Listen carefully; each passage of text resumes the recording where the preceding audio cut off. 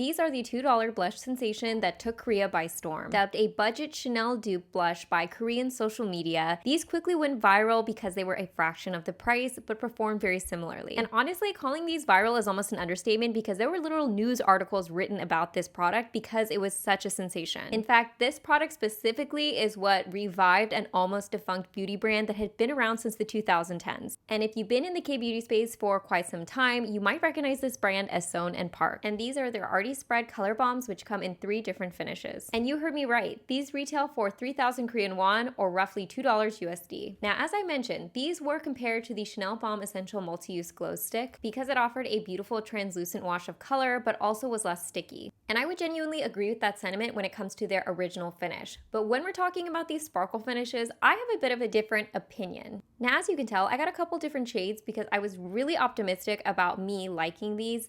And I have to say, I was a bit disappointed because these are very different than the original formula. Now, the original formula was very nice, translucent, had a nice wash of color, and I didn't find it overly sticky. And one thing about the sparkle formula is I found it was a bit more oily. Now, by nature of these products and them being just a bit glowier, I do find them a little bit more difficult to work with than other blush products, but these were just a bit too uncomfortable to wear on the skin and just slipped around too much. Even when I applied it with a brush for more of a precise application, I did find it moved my foundation, and I really couldn't find a way to blend this without moving the makeup underneath. And trust me, I've used plenty of Korean blush products that are like this, but I just found it a little difficult to work with, and as you could see, it was just sticky. Like, my hair kept finding its way into it.